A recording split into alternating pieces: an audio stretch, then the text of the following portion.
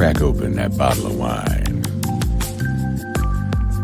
Grab your favorite glass, pour a couple of fingers of scotch in it. Get that stick, light it, and blow. It's time to hang with Steel Sharpens Steel after dark.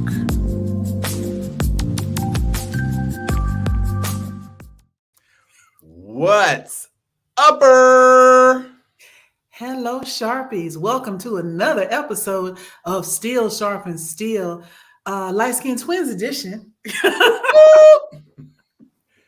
We are there we go. We are so excited to be here with you all tonight. Because first of all, I'm very proud of myself because I have upped my technological game this week. I created the little link with the little thumbnail and everything that y'all saw today. I'm not as creative with all of the wording as Tom, but I'm feeling myself. And I even learned how to cut out a little hole to do the little thing where you can see your mouth talking in the still picture. However, not going to do that today because things have changed. Got to make sure you stay up on the news. But anyway, I'm just filibustering because I'm excited because I've been drinking. So there's that. I've been drinking too, actually. Yeah. So I was on a wine tour today. And actually this is a special Steel Sharpen Steel edition, one time zone edition, because I am actually in Atlanta. I was hanging with our Sharpie emeritus, Sharon Letman Hicks, and we did a wine tasting tour today, and we got on a bus and we drove. I don't know how many of you knew there were vineyards in the hinterlands of Atlanta. There are. I knew there was like distilleries in the woods north of Atlanta, but I didn't know there was a vineyard up there. There are multiple vineyards, and we stopped and we went to 3 different vineyards. We tried a variety of wines. Most of the ladies sampled some sweeter wines. I basically stuck with reds unless I was forced to have a white option. There were some Chardonnays. The Chardonnays were not as buttery as California Chardonnays at all.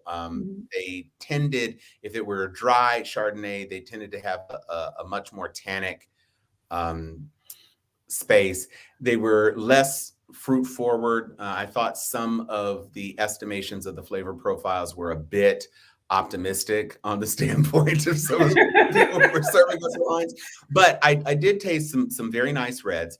There was a Cardinal from our first, which was a blend of several different reds.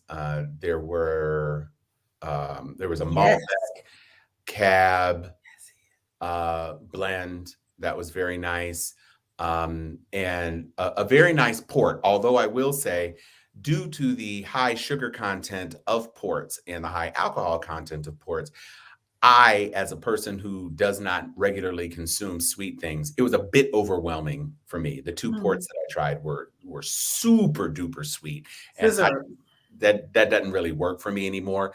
But we had a delicious lunch at our first thing. And then we went to 2 more, a beautiful outdoor setup at our second, and just a luxurious, wonderful landscape in our third choice. And they're doing some really beautiful things at that particular vineyard.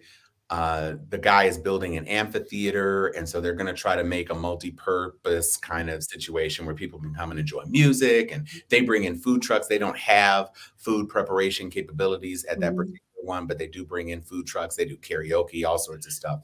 So for the folks in the Atlanta area or the North Georgia area, that sounds like a nice date day, because it was all day.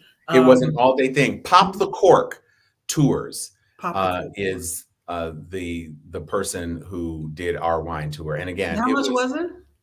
I think it was $250. Okay. And considering how many wineries you went to, plus all the other stuff, sounds like, it was the value was worth it. Right. And they offer wine for you to purchase, obviously. Understand this. If I go on a wine tasting, I'm swallowing everything. Oh yeah. Oh no. So okay. So it's a bit different than it was back when I first did wine tastings. Probably 10, 11 years ago, where you would drink a bit and then spit it into, like the first wine tasting I did, it was literally like a Kentucky Fried Chicken bucket, which gets to be a bit nasty. But here you drank, and then if you didn't like it, we were advised by the person, Jerome, our very capable, I wouldn't call him a sommelier, but I knew I wasn't going to get away with that. Thank you. Wait, who put that comment in the CJ down here talking noise. Yeah, there it is. So he suggested that you give the wine after you sniff and you swirl to aerate. He said take one sip just to kind of get your tongue ready, take a second sip, and then take a third sip. And if you, at any point after the third sip that you don't like the wine, pour it out. And so each of the places we went had a different mechanism for pouring. So the first two had like brushed metal kind of pots. And then the last one we went to just kind of had a pitcher. But the first one had 5 pours, and each of the second, I think, had 4 pours. So you had about 3 or 4 glasses of wine just with the small pours, right? About, yeah. Each, I would say by the time we left each one, people had consumed a glass of wine, for sure. What? I am not. Although we did have a great time, and I ended up doing quite a bit of singing in the truck. Actually, and when we were in the second one, Can We Talk came on. And so that's oh Lord, not the Can We Talk challenge. So we did Can We Talk. And then when we were riding back, one of my favorite Jeffrey Osborne songs, I'm Only Human, came on. And I surprised myself. I did both of the key changes and also got the whistle notes up in there. So I was very pleased with myself. It was a wonderful day, and it was a joy to be here with Sharon. So, and that is the reason that we said that's the reason we said it's a celebration, Sharpies. It's a celebration. Sharon Letman Hicks is in the vicinity. I can't say she's in the building at the moment. She's in the area. There's a very good chance that there will be a Sharon sighting tonight. And she was the last of the other co-hosts that I had to meet. And so I finally got to meet Sharon. She was here in town. I didn't pull that picture. I also got to meet Donna. So where is it? Donna. Hey, Donna. There's Donna. Hey, what up, Donna? That profile picture is banging, chick. I'm like, it is. Our Sharpies are sexy. Like, we got collectively a good-looking crew of fans up in here. But really I got to meet Donna. And once again, Tom, I'm getting famous because when she saw me, she goes, "Don't you do the show?" And I was like, "Yes, I did." Yeah, my boy Marvin Green was also very pleased to meet you, and you're definitely a superstar. And Donna Allen is also in another Facebook group with me, with some other people in a certain age cohort. Yeah, what is this? That's Father's Day. Oh, got it. Okay. Yeah. And I will say, so yes, there were other people when I first met them out for drinks last night. You know how you think you bad shit until a real bad bitch come in the room? So this was before Sharon even got there, because Sharon was gonna make an entrance. But there was another soror of mine. And I'm sitting there, I'm spring 98, I'm last century. I'm sitting here chilling, been in the game 25 something years. And this woman was like, 76. Yes, ma'am. Is there anything I can get you? Would you like another drink? I was immediately like, oh God. Checked. Right. You've been checked. Yeah. Oh, yes, ma'am. Yeah, it was. This is a rare instance. I don't think we've ever had. Well, no, I take that back, because Sharon and Chuck and I have been at home coming together. So I was about to say this was the first time that there have been three Three of us. Sharpies, even with the If Chuck was possibility. here, we'd have the whole set. We'd have the whole team together. Yes. But Big sister Gail Morgan Bryant, hats off. I salute you. Well, we will, anytime Sharon pops in, we will bring her into the show. She was headed back to the hotel. See, Anthony, look, you got that, you got your hair, your head shining and twinkling in the stardust. Glistening. This is the second longest day of the year. We had the vernal equinox yesterday, and so it is 8 something at 8:45, and you can still see sunlight. Yeah. It's a big bright late day, and I'm here at the airport hotel, and a very nice Renaissance hotel, actually. And so it's very exciting, and we're going to have some dinner, and it'll be a great weekend. I'm looking forward to it. So, so this was Sharon's birthday weekend. Yes. In addition to just a celebration of her overcoming, enduring, and getting past everything that she's been through. Y'all. So they turned up. I had to go home. They turned up. Last night, I had another podcast. By the way, if you like nerd stuff, I have another podcast. It's not sibling nerdery like you have, but it's Moana Nui's After Dark. They have a Moana Nui After Dark, and it's Marvel and DC people. Okay. We were talking about the Spider-Verse last night, but we're not going to do that now. No. That's why I had to leave. And then I'm getting messages after we turn it up. I was like, oh my God. Yeah, I got in probably too late for the turn up last night. But they didn't get going till about 8. Oh yeah, no, I didn't get to my hotel until 2, and I guarantee y'all was probably finished by that time. But at any rate, we're happy to have Sharon come on as soon as she is able, and we're going to sing her happy birthday. One of the happy birthdays, probably the Stevie Wonder one, because whatever.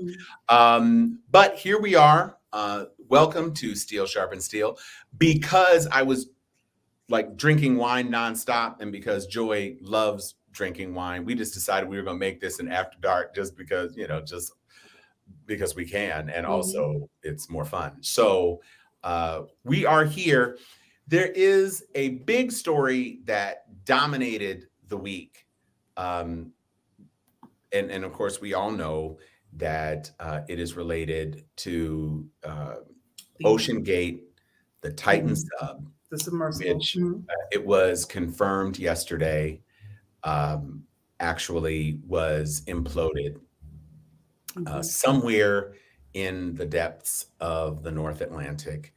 And there are a lot of things that could be said, but I think one of the ways to frame this discussion that is probably most appropriate is the difference between the circumstances of this tragedy versus the tragedy of immigrants who many orders of magnitude more people were trapped in a boat from which they might easily have been rescued, versus the amount of effort that was expended through multiple countries in trying to even discern whether or not the folks in the Titan sub were even available to be rescued, and the final determination that indeed they were not able to be rescued. And the other flip of it is that the stepson of one of the passengers was caught in a rather bizarre situation of going to see a movie and making some texts, and also hitting up an IG model on his DMs. And it was rather a bizarre set of circumstances, but obviously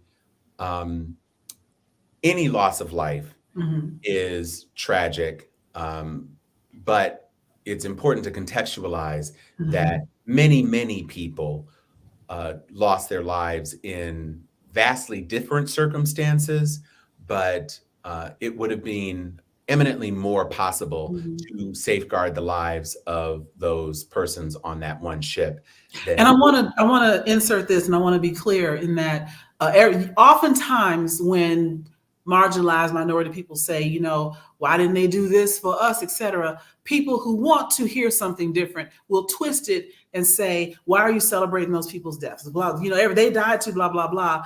I'm not saying I wanted the people on the submersible to die. Actually, I really would have celebrated had they been found alive. You know, nobody, their families are going to be sad. And I empathize with all of that. I'm saying look for everybody. right. That's all we're saying. Especially when it's so much easier on the surface. You could have took the same helicopter, could just throw a raft out there. A bunch of rafts. The rafts aren't that heavy. You could have thrown 8, 9, 10 rafts, and people could have swum to the rafts, and you know, then you could have dragged, you know, get some tugboats out there, easy peasy, get the Coast Guard of whatever country, blah blah blah, and you know, deal with those folks. You spent days with no real sense of what the solution was going to be. There was no tether. The oxygen was limited. There were no resources. What were you going to do? You couldn't. It takes a long time to pull up something from that depth while not killing the people just from the bend. The pressure differential is going to kill them anyway. Right. And so, and of course, it was determined that there was an implosion. And so, you know, it is not a matter of celebrating. It's a matter of commenting on priorities and the state of the circumstance and what thank you. Right. Matter of fact, yes. Yes. Go ahead, hit it. Let me take that comment down. Yeah. How many people died today? Well, and it keeps going. Matter of fact, your boy James Cameron, he was coming out like, I knew that wasn't going to work, and he said that they should have known that wasn't safe. And the parallels are uncanny in that there's these safety precautions that can be taken. The likelihood of something happening is low, and so you decide to play fast and loose with people's lives and bet the farm on it'll be all right, and then it wasn't. And like the Titanic, the captain went down with this ship. And not for nothing, James Cameron did 2 whole ass movies about this shit.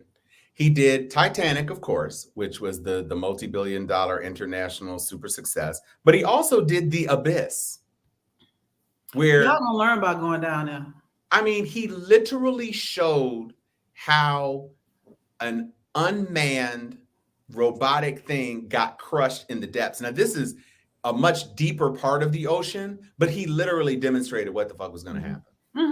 And that's James Cameron with special effects and stuff. And by the way, there were super aliens at the bottom of the ocean that saved everybody in that movie, where this was just not the circumstance this time. No. So, but they almost got rescued because, you know, Candace did go down there and try to see what she could do. The moment she heard that 5 white men with money were at the bottom of the ocean, she went under the sea. Wish I could be a part of their white world.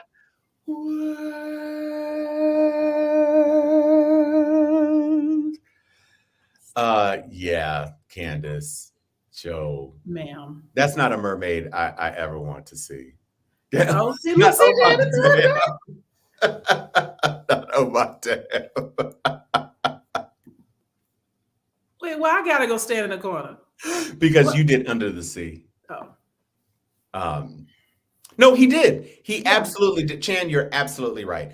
James Cameron loved these things, and it is one of the few frontiers. Cameron, we already did, babe. But we started with that. Yeah, we started off the show with that, Cameron. And thank you for joining the show. Well, there's that.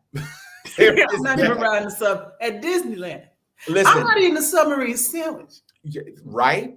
Subway ain't selling hardly no sandwiches this week. Nope. I went on a thing in Catalina Island, and it was a ship, and attached to the ship was like a submarine shape where you could walk downstairs and it was like a glass bottom thing and you could see. Guess what? I was like 3 meters underwater and I could walk up 6 steps and go and breathe. You were tempting fate, taking an underwater Hyundai and going down that far. Whales. You gonna stand in the corner. Whales stopped 10,000 feet above. Whales are like, nah, I'm good. Like 10,000 feet on the next above episode of Nah, man, I'm cool. Thank you, Mark. Absolutely. And the unmanned ships had gone down there with like 4K footage. You weren't seeing anyway. I don't want to belabor the point. It and except to say that some people were talking about, yeah, they use Boeing parts. Boeing was like, Not with them. don't put my name in this. Lowe's was like, nah, he didn't even buy no screws, no caulk, nothing. No, this ain't us. DeSantis should have had that. Would have been wonderful. Yeah. Anyway, I think we've belabored this point, and so the current score: Titanic 2, Rich People 0. I'm back in the corner. Listen, I mean, one could say that the Titanic is upping body counts like Trump is upping indictments, but we can unlike move Trump, on. the Titanic is undefeated. So speaking of people who had disastrous appearances related to video, Donald Trump and Brett Baer. Now I'm yes, it did look like a fishing lure, frankly. Donald Trump went on Brett Baer because he went on Fox. And one of the things that I will say about this is that this is how you know Donald Trump is actually scared. Because the bravado of Donald Trump in 2016 going against Hillary, where he was striding across the stage like a menacing orca and throwing out quick little barbs and just chewing her up and people applauding and all this other sort of stuff. He went on the town hall with that lady, and the town hall was seeded with his supporters. So he fed off that energy. But he sits there with Hannity and there's no audience. And Hannity is trying to throw him softballs, but he can't hit him because he just wants he got a little hand. Hear him say, I was right, I did nothing wrong. I was right, I did nothing wrong. Brett Baer, on the other hand, was like, no, I'm technically a journalist, even though I look like an AI created piece of extra art from the animated series Archer. I'm actually going to question you and I'm going to hold you to what you're saying. And he started stumbling about. Because his ad-libbing wasn't working and he couldn't just and he didn't have a receptive audience. He's great when he gets feedback. And the audience is like, I didn't do anything. There was nothing wrong. Yeah. I didn't do a single thing. Well, no, my hand. Lock her up. Whatever they sell. Yeah. I did nothing wrong. They were mine, boxes, shirts, pants, golf balls, nothing wrong. I needed to look through my boxes, as you know. I've been kind of busy. And Brett was like, yeah, but they subpoenaed you, bro. Like, right. Why didn't you just give it back? And why didn't you just have all the illegal workers at Mar-a-Lago that you don't pay, just load those boxes up and then send them back. Not Guess what? They would have sent your pants back, Trump. Right. Nobody wants your pants. Nobody wants your shirts. Nobody wants anything. His hair is falling out. It is falling out. And you can smell the desperation. He needs the crowd. He can't do this with people out of the room. He needs the faithful who don't care to say, yeah, that's right. But smells like one-on-one, it's ugly. And it's I bet he smells like Lagerfeld and Lipitor. Wow. And you gotta wonder, what are his attorneys thinking? I mean, the ones who they're thinking that they're on retainer. But are they though? Because one of the things that he is known for is not paying lawyers. He didn't mean- pay Rudy. Not Death Spirit. Wow. That's the one. That's the one.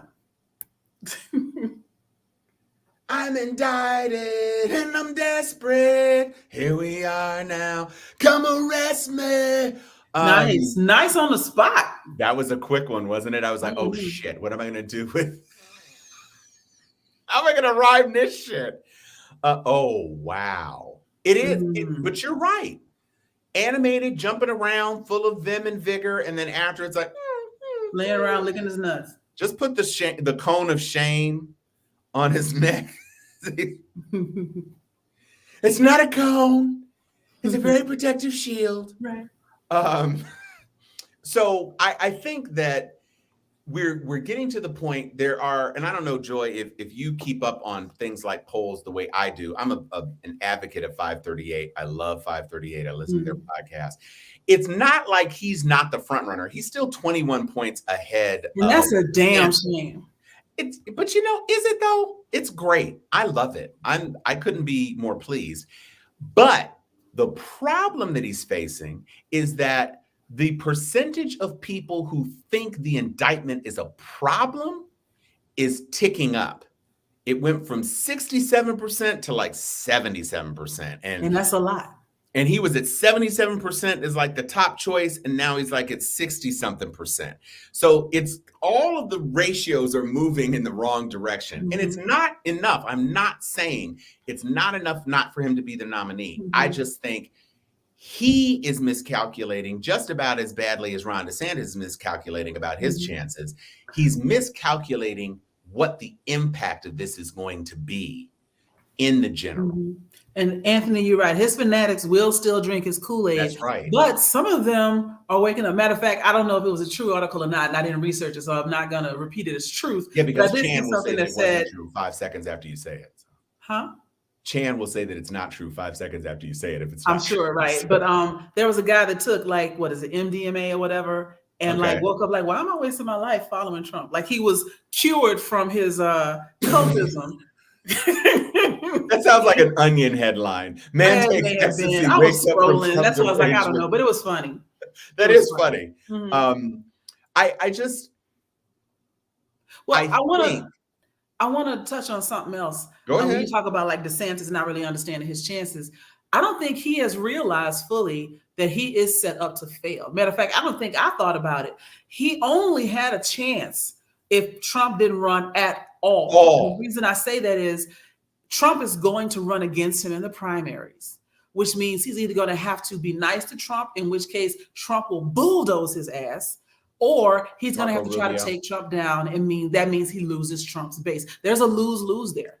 There's no way he comes out of that clean. It is absolutely zero sum, and he just doesn't get it. I think he really thought, based on that one set of polls that happened where he was ahead of Trump, and he said, "Oh, I got this. I got this."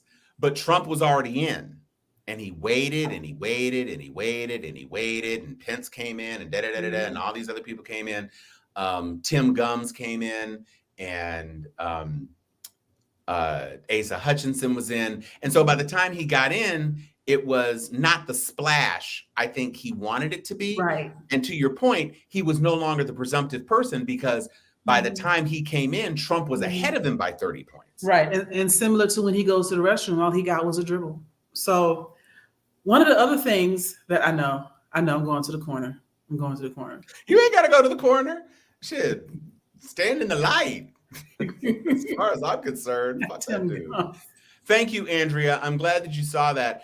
I still contend, and I did post my takedown of Tim Scott to our Steel Sharp and Steel Facebook page. Tim, this is a message from me to you, Tim. The GOP is not going to nominate a black, bald virgin with gums as large as yours. It's not happening.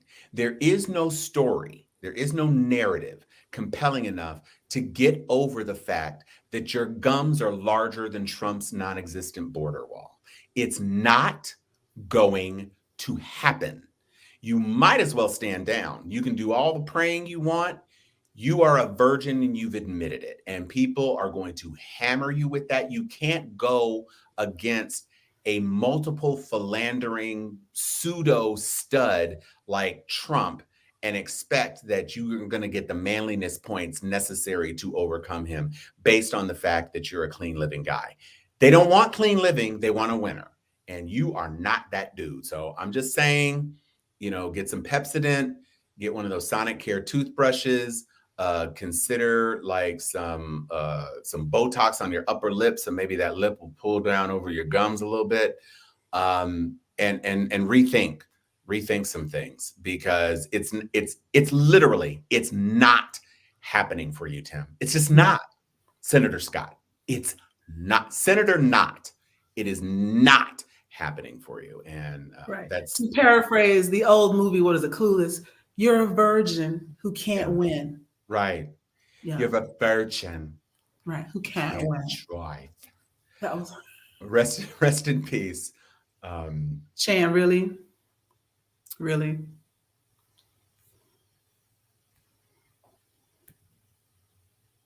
Somewhere there is a dentist who is willing to offer him some sort of solution. Clearly not. No, I think there may be, but maybe no, he's turned it down. Somebody in his life said, "Hey, bro, you know what? Real quick, we can slide over." And he's like, "No, I'm good." No, but see, you're showing teeth, Joy.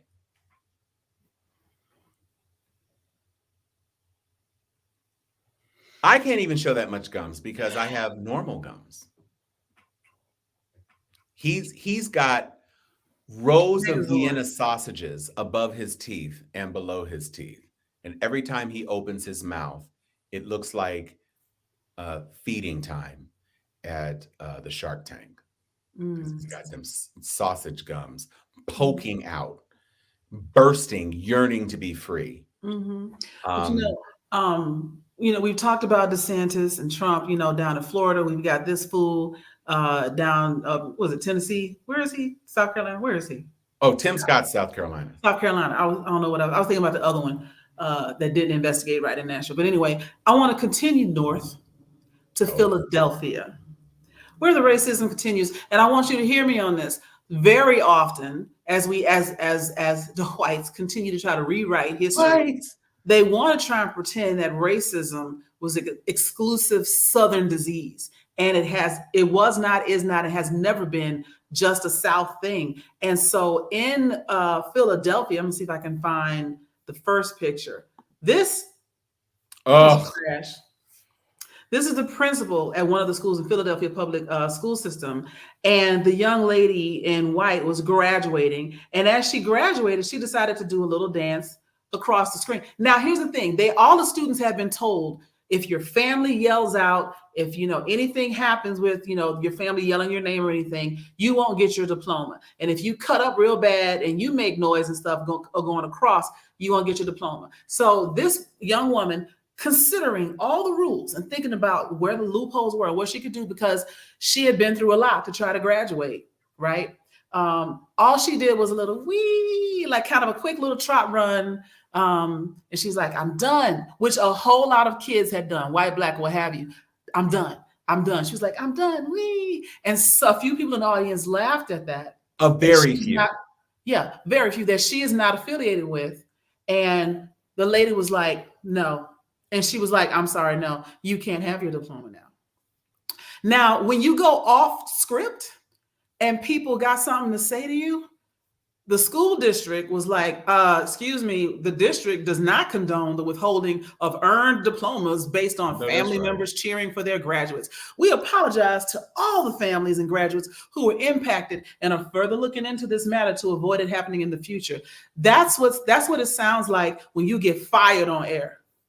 Well, and to the credit of some people who were commenting, there were many people who were graduates of that institution that were trying to say, well, I went there and everybody knows the rules and blah, blah, blah, blah, blah, blah, blah. And to me, I don't know if this struck you, but it seemed when I first saw the number of young ladies in the on the stage and whatever who were in what appeared to me to be Muslim attire. Yeah, burqa. Well, not. I think niqab is the head covering, without the full on thing. Yeah, but it seemed like there were a whole lot of Muslim girls. There's a large Muslim population there, right? Yeah. And to me, what the girl did. It was, I mean, first of all, she's covered head to toe. It was a floor length dress. And it did just look like a little trot. It wasn't like. She didn't do a choreographed number or anything. No, she didn't do a stanky leg or something. She didn't do anything. She just kind of like. Yeah, the respectability politics would have gotten you for. It's not like she dropped the low. She didn't split. She didn't twerk. She didn't turn it up. She didn't do a high kick. She just tried a couple running steps real fast. And her arms were like, like anime when they run with their hands back. They kind of went like this. And that was it. Like if you blink, you miss it. And it was cute and it was adorable, this is why she got 3 or 4 people in the audience to just chuckle a little bit. And also because she did that, she actually moved across the stage faster so that the next young lady could get her diploma. And she just sat there and was like, and old girl was just like, well, damn, like for real?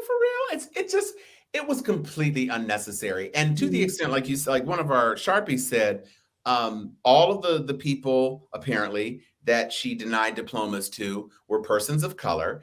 And it's like, I just don't understand why something that is supposed to be an unvarnished expression of joy and achievement has to be constrained in that way. Why? Yes, the Philadelphia School for Girls, that's right. And apparently this is a whatever.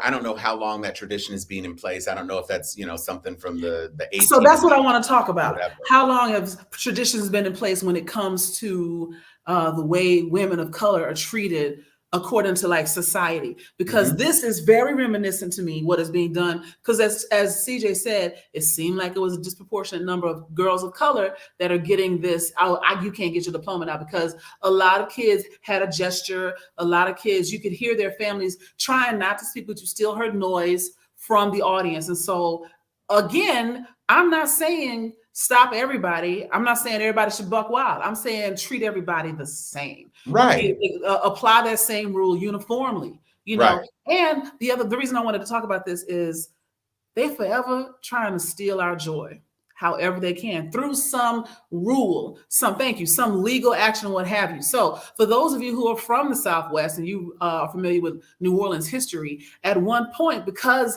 we'll call it the mulatto population in Louisiana was so big and so prevalent. The free people of color, Jean de Couleur is what I'm thinking of.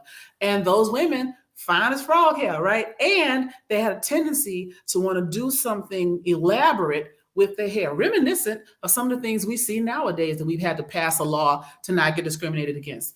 But they were so effervescent and their hair was so beautiful. And a lot of the white boys was like, yo, this tan skinned girl is kind of fine, that the women petitioned the city to pass a law that women of color had to keep their hair covered so that it would not be a distraction to the upstanding white men and it would not lure them away from these white women. And so that jealousy has been around since before we were even free.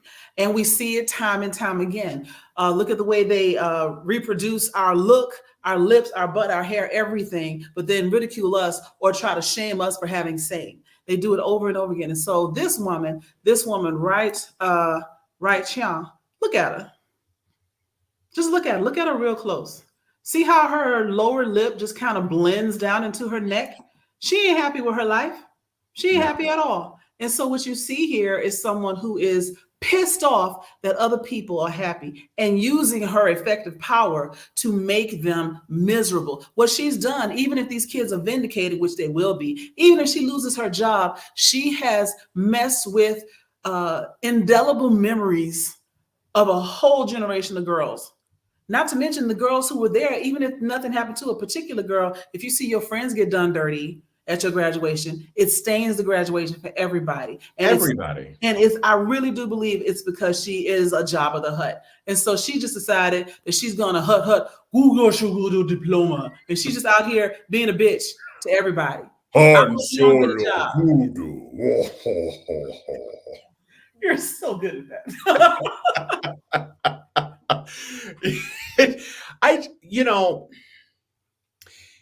You don't have to. When my sister got her master's last year and we were all up there, of course they say, ladies and gentlemen, to allow everybody the opportunity, you think them families didn't have their little baby vuvuzelas and everything else running around there yelling and screaming for their people, and their people are holding their hands and stuff, and you go to an HBCU graduation, and if you were young, you shimmying on stage, and Deltas may duck walk or whatever. We duck walking for sure. And the AKAs are gonna set it off or whatever, and the IOTAs are gonna move packages or whatever. Oh. So you don't have to turn this. Why would you not want the community to celebrate these young women? Why? Because so one of the things that I saw, I can't remember the name of the guy, it's been a couple of years, but the gist of it was this guy was Pakistani, I believe. Okay. And he was visiting the land, like an Israeli area. And so they were very much, who the hell are you? Right. So boil it down. He had talked to one of the guys in the area and gotten to be kind of friendly with him for meeting in a day. And the man's granddaughter is walking towards them. Okay. And the granddaughter is like, Grandpa, who are you talking to? And he says, I'm talking to my friend from Pakistan. She's like, get away from him. He's violent. He's dangerous, et cetera, et cetera. And the guy's like, no, I'm from Pakistan. I'm very proud of it. And she said, what is that to be proud of? Now, exactly. And she was like 11, which tells you this is taught to her. But what I'm getting at with this story is the idea of you have no right to be proud of who you are. That's the same sort of feeling and sentiment that we get from the racists here in the United States. When we do say it loud, I'm Black and I'm proud. How dare you? How fucking dare you be proud of who you are? The whole Pride Month, how dare you be proud of who you are? And so when you dress up and celebrate an accomplishment in your life and your skin tone tells me that I am not supposed to let you thrive, how dare you celebrate across this stage? And it didn't happen just this one time. It happened again. Matter of fact, I'm going to show you something. This was a college graduation, I believe.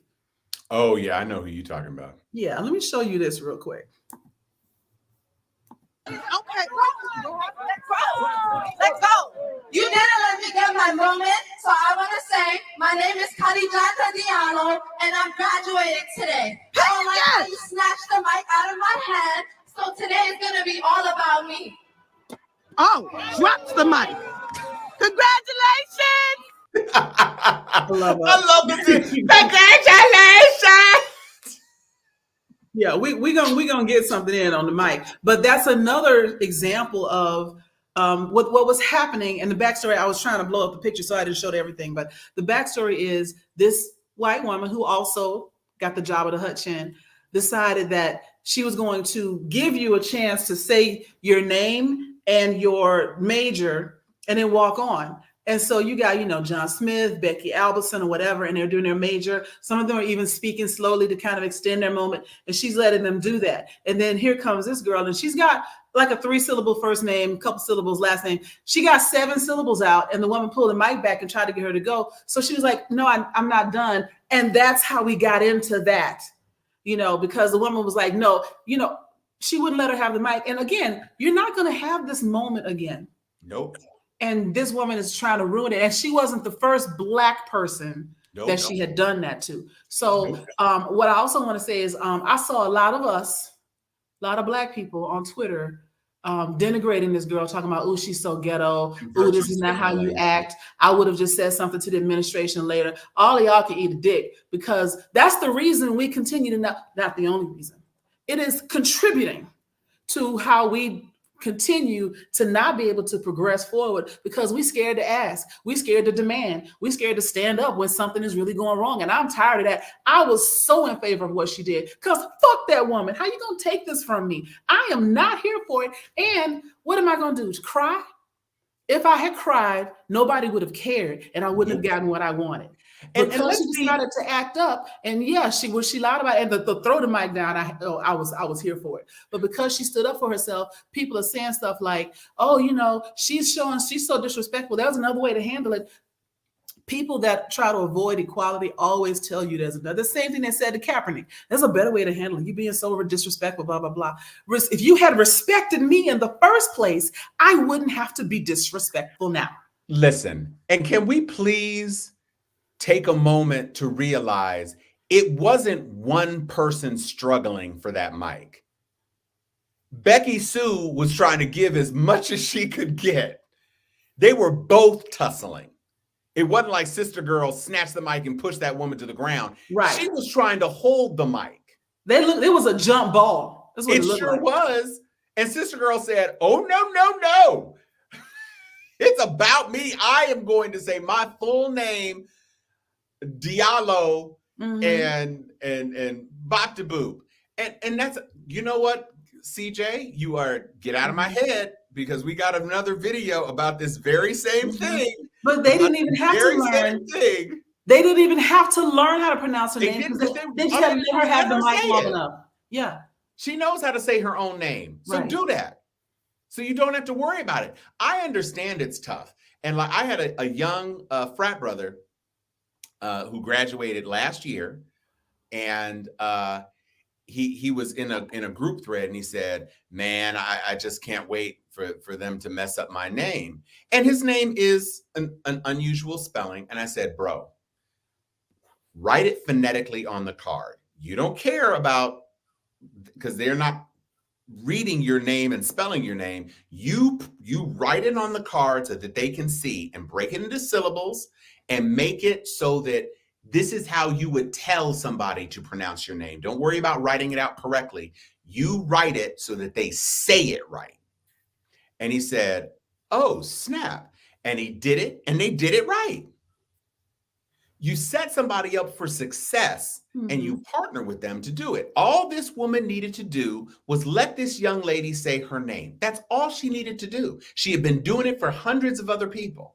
All she needed to do was let this black girl and decided, "I don't want you to be happy. No. So I'm gonna ruin your day." And guess what? Your day was runt. Runt.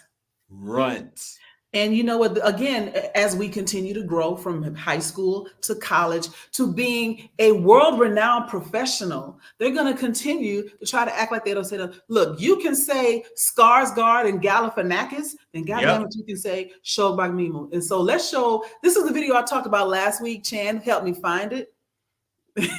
Do your dissertation. Come on, CJ. But he helped me find it, so I want to just break this off, y'all. Thrilled to be joined by lawyer Dr. Shola Moschuk. How do I pronounce your name, Shola? Read it, my darling, read it. Shogbam Imibu?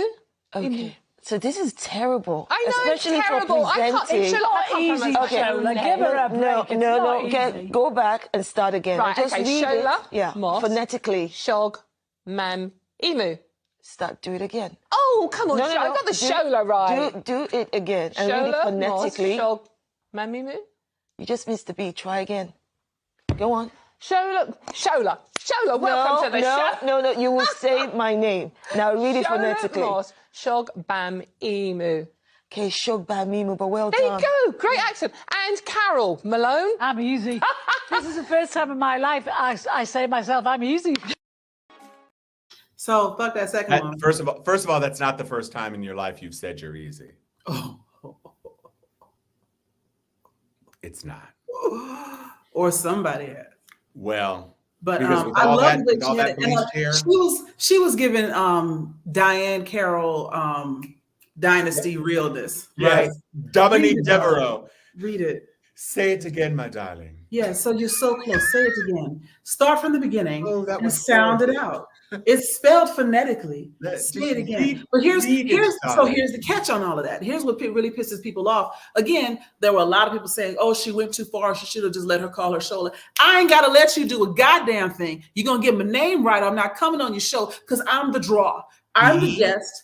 I'm the talent. You're going to treat me with the same respect you would give any of these other 7 consonant name people, right? So the thing is, they were given phonetic spellings, as they always are, of all their guests. This woman, this white woman, and again, this is in the Great Britain. So again, same shit, different country. This white woman decided, I'm going to make fun of Shola Mas Shogbamimu. It ain't that hard. It really isn't. It ain't that hard. How about this? Show, that's the thing you're on. La, a note that follows. So. Moss, the thing that grows on the ground. Show, again, Shogbamimu. Shogbamimu. Emu. Right. Shogbamimu. It ain't hard. And they got that phonetic spelling. So this woman's the reason she didn't want it to continue to go on is she really thought she was going to get away with that, again, weaponizing confidence. Oh, I don't know how to say your name. I'm so sorry. Bitch, yes, you do. And I love that she was like, no, say it again. You're close. Keep going. Almost. It's spelled phonetically, and it totally is. So try one more again. And she finally got it. But she make it seem like it was so hard. Again, makes Black people feel or seem to the audience as alien, other, unaccepted, not belonging here. And all of that is bullshit. She didn't have to do all that. And you're not going to just call me Shola because you don't know me well enough to call me by my first name. That's my first name. Also, a country where the ruling family, their name is not Windsor. So let's be clear. That Saxe-Coburg Gotha, if you can do that for Queen Elizabeth and Chucko, come on.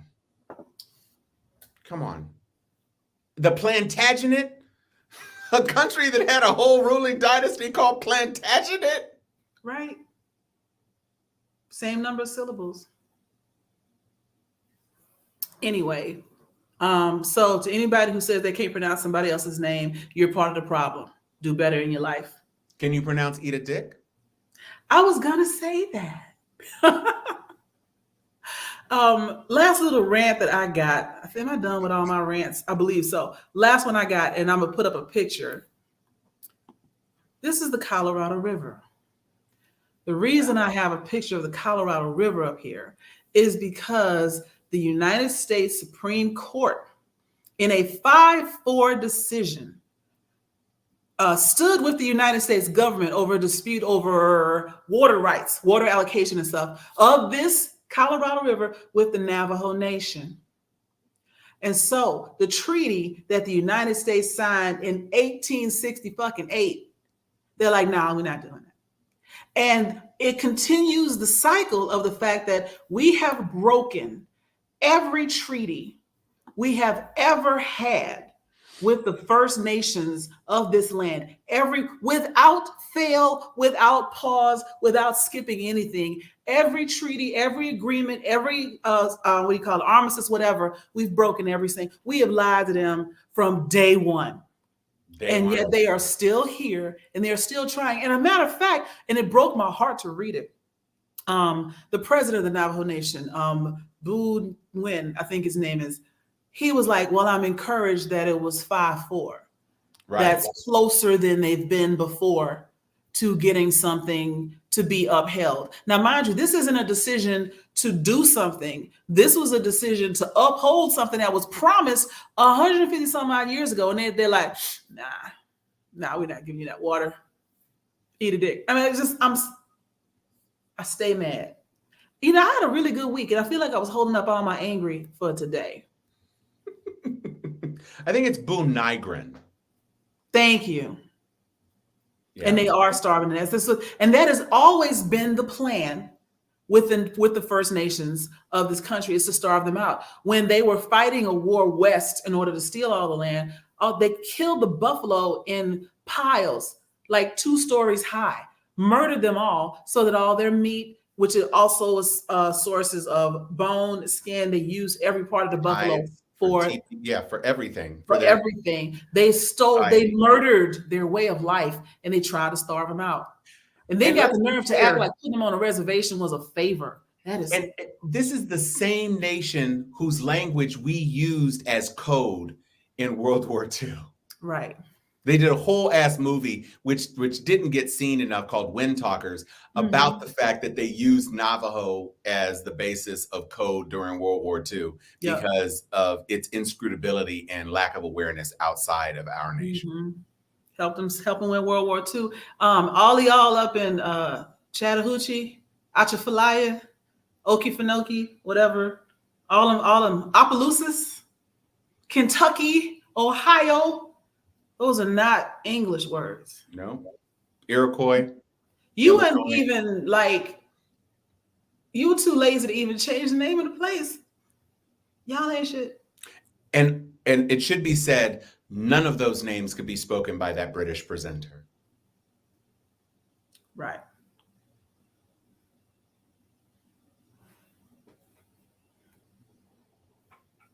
Not Nan. Well, yeah, let's also remember that he is a terrible human being. Listen, I am counting down. It should be said, we didn't mention it in the show, but Judge Eileen Cannon did grant the initial trial date in August. Now, Trump's team is, okay, Shimmy Shangle. Trump's team is, of course, going to be filing motion after motion, blah, blah, blah, blah, blah. There are a whole lot of things to untangle about the nature of the classified documents. Here's the thing. Yes, there are a lot of charges related to specific documents, but obstruction, you don't have to show any of the classified documents to deal with the obstruction charge. And quite frankly, the obstruction charge is a bigger, heavier penalty than the individual document charges. They might cumulatively be more, 20 years. Yeah, it's also going to be a domino effect. Either they get them on all of it or they get them on none of those. Yeah. Well, but the point is that there are, without question, here's the things that are without question. You've got him on tape saying that he knows these. We got the little hooker on tape. You got him on tape in 2 different instances, and evidence being presented, audio evidence, also personal evidence. And that's the other thing. The prosecution gave Trump's team the first tranche of documents indicating these are folks we calling. So, and all they can do is look at it and go, together. We calling them. This who we calling. Did the lawyers get their security clearance yet? I don't think so. They were given until, I think, the 20th to start the application. I think that's what Eileen Cannon said. I want to know if they started the application. Evidence of the application to seek clearance. But again, the prosecution has the capability of attacking what part of the case they want to attack.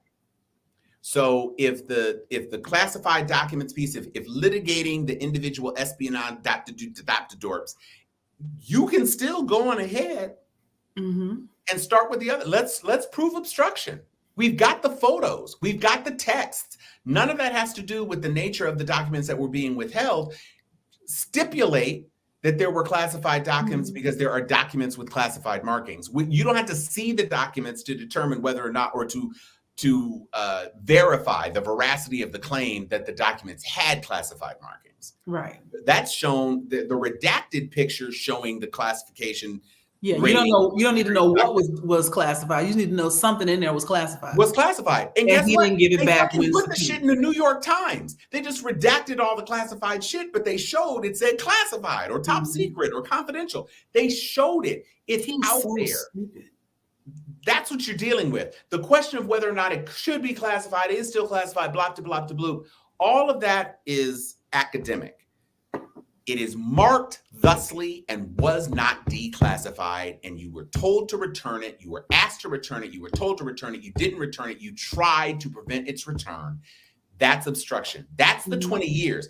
There are a couple of obstruction charges, and then there are all the individual charges.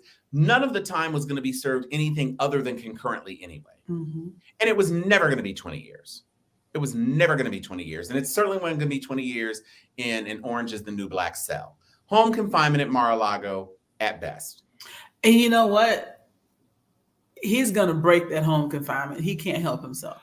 Oh, well, I mean, here's the thing. Fortunately, if he's convicted and he breaks home confinement, there are consequences. Mm-hmm. And one of those consequences may be take his phone away. Oh, God, please. So you can't do Truth Socials anymore. Please take his phone You away. can't do Instagram anymore.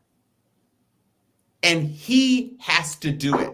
He doesn't like his surrogate still being on Twitter, his surrogate Don Jr., reposting things. Mm-hmm. He doesn't like that. He's got to be in control. Taking that man's phone away from him, you might as well take more his injurious than almost anything. Yeah. And you know what? And that just proves that he's a teenager. If taking his phone is the worst you can do to him, he sounds like every other pimply adolescent out there. I hear what you're saying, CJ. It is not what I feel is appropriate, but it is a penalty. And everything he's a is relative. President. If they told me I had to be confined to a villa in Jamaica for the rest of my life, I got no problem with that. Right.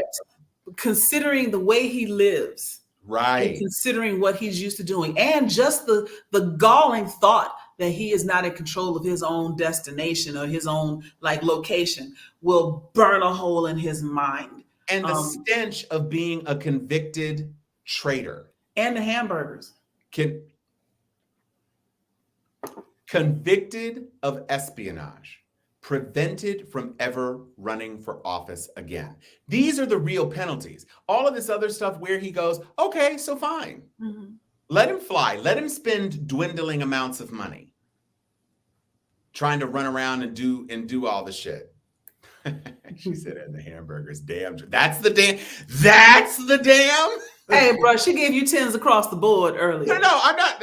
No. I'm just saying that the damn joy for the hamburgers. I thought that was rather anodyne. I wouldn't have thought that the hamburgers was the shit that would have gotten it crunk.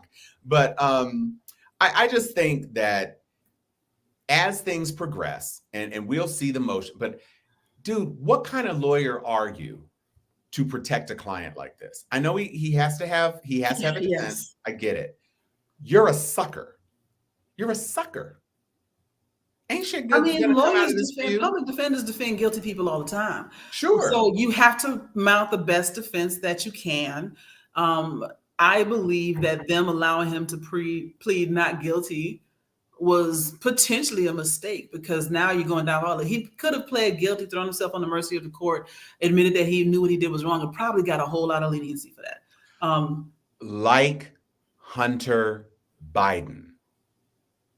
You can't compare Hunter Biden to Trump unless Trump pleads guilty, as Hunter Biden did. And not only did Hunter Biden plead guilty, he has pretty strenuous terms about the gun shit. The filing the taxes, he's already paid what he owed. So and penalties and all that.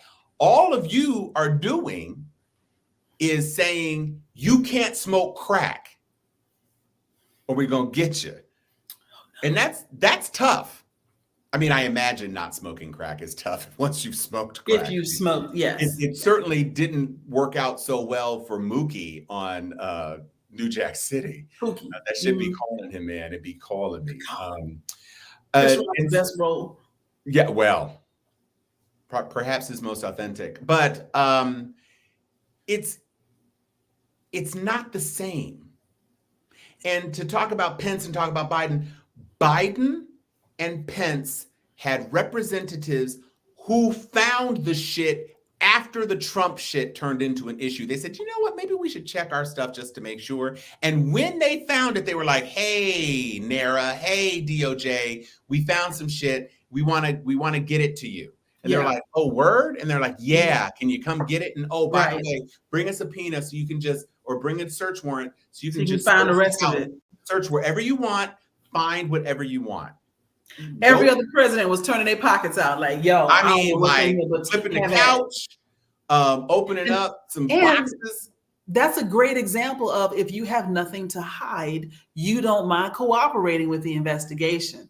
Meanwhile, Trump is over here telling people no and trying to get people, local people in Florida to, like, I don't know, rush the FBI or something. They didn't had enough of that because they know that you don't protect them when you do that. He should have complied.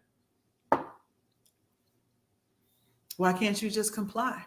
There's an officer of the law in your face. You should do what that officer says. They were very clear about it. You have a federal subpoena, not a beat cop with a badge, a federal subpoena signed off by a judge saying, give me back my shit. Mm-hmm. Comply. Or face the consequences. Or face the consequences. And how dare you talk about at least a bathroom can be locked. Can anybody have a garage that locks? I do.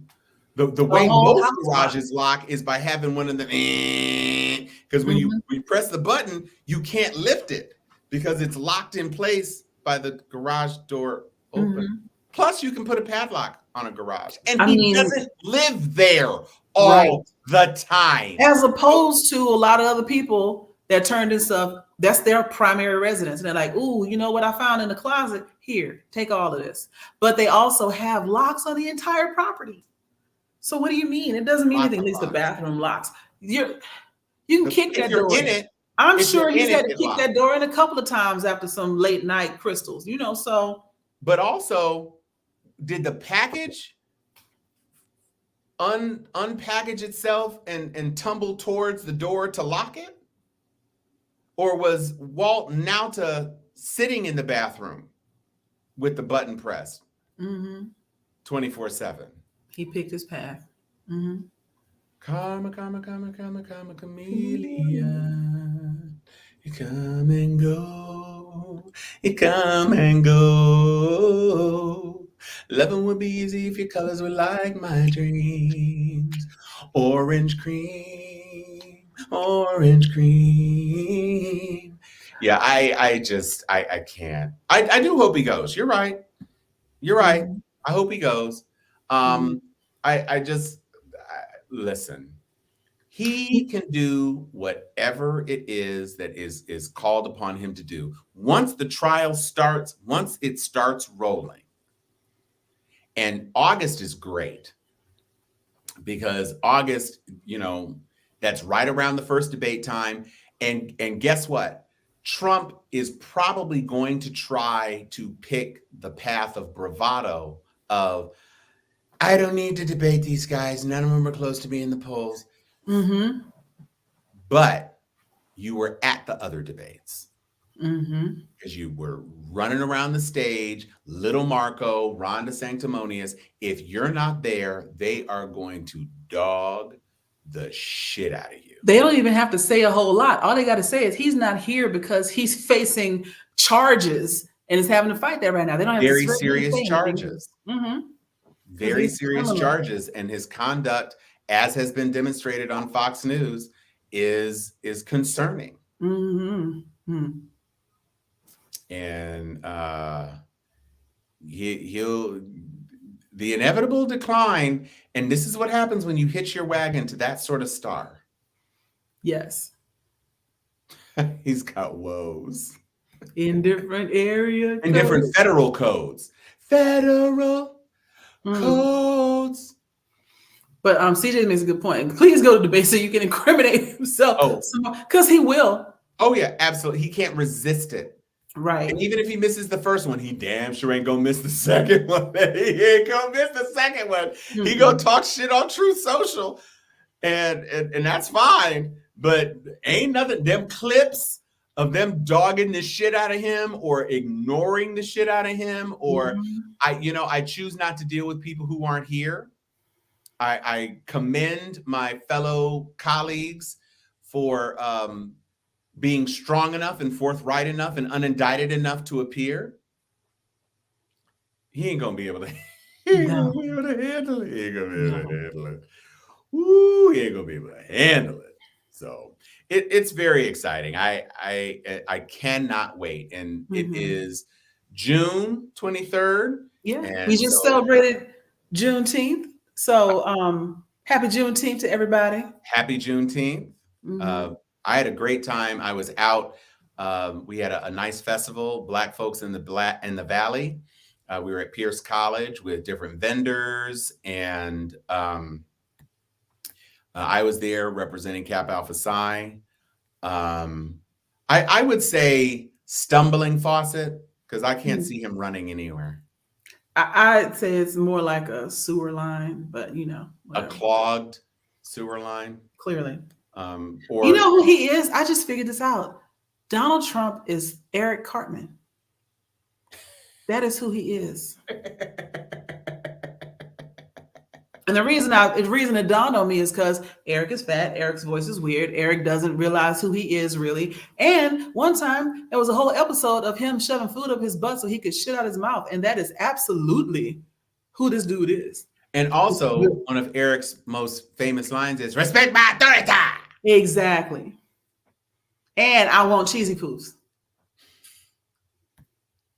Mm-hmm. Remember the time when Trump was just an annoying reality television personality? Mm-hmm. He was racist then. They wrote a whole book. He was racist then, but he was just annoying. I had that book. And then he became president. Mm-hmm. One of my friends. It's not going to happen again. Randall Pinkett and I forgot my friend's name. I was so busy trying to remember. And Jeffrey Robertson. They wrote a book called Black Faces and White Faces. And the book talks about, because Randall Pinkett was that apprentice, the first black male apprentice, that when he won, they tried to make him share the award with the white girl who didn't win. And he was like, this isn't the apprentices, it's the apprentice. Right. And then everybody's like, oh, he's so mean. He should have blah, blah, blah. No, he shouldn't have. And didn't so nobody else share a whole book about how to navigate white faces. But yeah, Trump, and the only reason they did all that is because Trump was like, I don't like that this darky won my show fair and square. How can we make it so that somebody else can get this? And Kwame almost won. Right? My frat brother. Mm-hmm. Almost won. And probably should have won, actually. But, you know, you got the white guy who comes onto the show. The only thing he ever really did for the Trump Association was be a television personality in subsequent seasons. Right. Right. And Sadida, I mentioned this before, like that's the problem that DeSantis is facing is they can't dog Trump because it'll piss off his base and they'll protest to stay home and won't vote at all. But then they also can't not dog him because he'll be out on Truth Social or Twitter either that night or the next day talking about what kind of wusses they are for not attacking. They don't have a killer instinct. They can't win for losing. But see, I'm going to address this too, Sadida. Your question presumes that some of the people who are going to be on the debate stage actually care about winning. Mm-hmm. There are some people on that debate stage who don't care about winning. Chris Christie knows he has no fucking Chris Christie's just here to stir shit up. And actually Pence may believe that God has ordained that he will be president one day, but Pence has already said, he's already thrown down the gauntlet. These are serious allegations. And if the allegations are proven to be true, I cannot defend them. He's not going to out and out call him a traitor because nothing has been proven.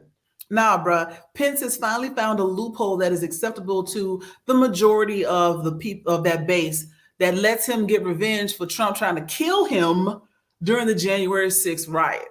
Right? He ain't forgot that Trump was not protecting him, wasn't picking up the phone, was leaving him on red as people was going through the Capitol. So he ain't forgot that, but he couldn't say anything about it. But now he's got a valid reason to go, I'm not sure about Mr. Trump. Maybe and he's not the only one. You got this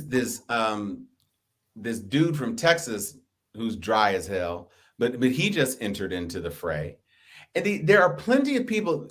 It's going to be 17 people, just like it was when it was wide open after George W. Bush. Yep. It's going to be a bunch. Hunger Games. Mm-hmm. Right. It's going to be crazy. Mm-hmm. Or not George W. Bush, after Obama. Everybody's going to come out the woodworks. And so, well, except Lindsey Graham. He'll never come out of the closet woodworks. No. He he has that Michael Jackson song on repeat. Keep it in the closet. Mm-hmm. Which is actually not actually a bad song, but no, I like this song. It's Lindsay's theme song. So yeah, Will heard. Oh boy. Ain't nobody heard you, Will. Nobody. Nobody. No, nobody's voting. Not for Who's you. coming for me? Nobody. No. It's not happening. It's just not happening. So I think what we'll see is the more people get in, I will have to say this. I'm going to take back some of the plaudits I was given to Vivek Ramaswamy. I thought he was smarter than he is, but he is racing to be the ass-kissing vice president of Donald Trump. That's his plan. And it's I'm going to pardon him if I win. Okay. You're auditioning. I get it. You are smarter than that. He's gotten some bad advice. Well, I think what he understands, and he understands it perhaps better than DeSantis, is that he can't win on his own. But if he can position himself to eke out an edge over Nikki Haley, and I don't even know if that's possible because, quite frankly, Carrie Lake is the Sarah Palin of this campaign. And Carrie Lake makes a lot more sense than anybody else because Carrie Lake is the only one who is literally attached to his scrotum like she is an ingrown pubic hair. And he loves a pretty lady, and he loves a pretty lady who loves him. That Katrina Pearson chick, vaguely colored, but a diehard. Carrie Lake, news presenter.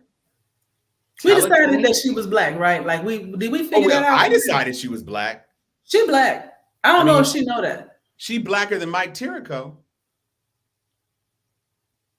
Mike. Yeah. Mike. That's why the person who your mama said was your daddy left.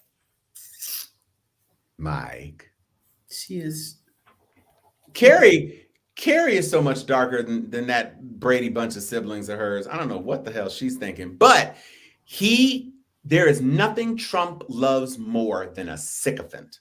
And the higher the obsequiousness, the more he loves you. Yeah. You are kissing his ass. He will give you all of the fecal lipstick you can handle and more. And that's what she's doing. She is right there. I couldn't be governor. I'm going to be vice president. So she just all over with the filthy Sanchez. Just the filthiest of Sanchez's. And don't Google that. Yeah, please don't. If you're of a certain age, you probably know what it is anyway. But it is clear to me that she is the only one with her real eyes on the prize because she's not running against Trump. You don't run against Trump to become his running mate. No. Pence was logical because Pence, is VP now. Yeah. Well, was VP then. Yeah. Right. Yeah. He actually had the experience and he didn't really come out against Trump, but now he has. Carrie Lake is not in the running to be president, but she is running her heels off to be vice president. And Ramaswamy's probably thinking he's doing the same thing. Nikki Haley has already injected herself. She's done. Nikki Haley never had a shot. Critical. So there's nobody in the field right now who could be a vice president who is running for president now. And Carrie Lake is from an important state. Even though she lost the state, she didn't lose the state by many votes. Let's be clear. Yeah. It's not like she got blown out the water. It was 15-something thousand votes. So maybe that's enough. Well, wait, you said there's nobody in the field that could be vice president. What about DeSantis? What about No, because DeSantis has already talked shit about Trump. True. He's never going to pick him. Trump has decided that DeSantis was disloyal and DeSantis by coming for him. And Shan, you have a point. Vivek is never going to get Trump's favor because he's still brown. No. He said he's never going to curry Trump. You know what? God damn it, Shan. You ain't slick, motherfucker.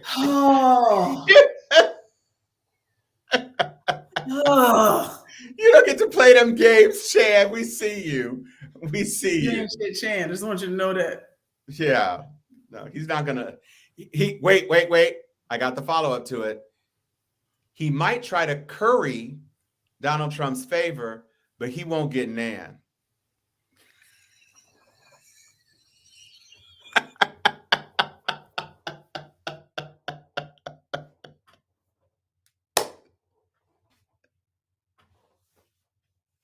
Well, you didn't just solo me. You took yourself out the feed. You don't got to take yourself out the feed. You just have to click on the little solo layout I meant button. to take myself out. I did that. I'm not with him. Okay, so we're at an hour and 20 minutes. So it looks like Sharon maybe is just resting.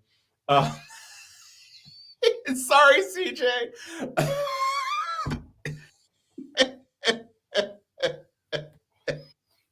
So I just want to wish my bestie from freshman year, my good friend Sharon Letman Hicks, on the occasion of her birthday. Today is not her birthday, but this is a birthday weekend extravaganza. They turn it up all over Atlanta. So she probably didn't come because I don't think she stopped drinking after she started that wine tour. So they somewhere getting lit. Oh, they back at the hotel. Oh, then they for real getting lit because they ain't got. No. I came back to my hotel because I wasn't sure if we were going to be able to do the show unless I were at my hotel. Vera. So Vera. Thank you, Vera. Don't encourage him. So happy birthday, Sharon. All of the best to you. This is also we share the same birth year. So my birthday, which is later, is I'm gonna be the same age as her. We're both turning 18 this year. Nice. So for the fifth time. Fifth-ish time. And shout out to Donna. Thank you for stopping by the show. It was glorious to meet you as well. Yeah, Donna, unicornage. Thank you for being in the heezy. And so I think, yes, thank you, Patrice. Everybody sending happy birthday greetings to my best pal. And it was wonderful riding and drinking and singing and saying funny things with you all afternoon. It was great. And I can't wait for dinner tomorrow. Yes. We will definitely post some selfies to the Facebook group from dinner. So if you're not already, I see most of you commenting from Facebook, but if you're not already following us on Facebook, go follow us so you can check out all the pictures from tomorrow's dinner because the three of us will be together for the first time. That is a first, the three of us. So we've been with Chuck at homecoming, but now we're going to be with Joy. So with that, I will say that I'm Tom Cunningham. I am Joy Stevens. And this is Steel Sharpen Steel After Dark, baby. Yeah, you know what time it is. Crack open that bottle of wine. Grab your favorite glass, pour a couple of fingers of scotch in it. Get that stick, light it, and blow. It's time to hang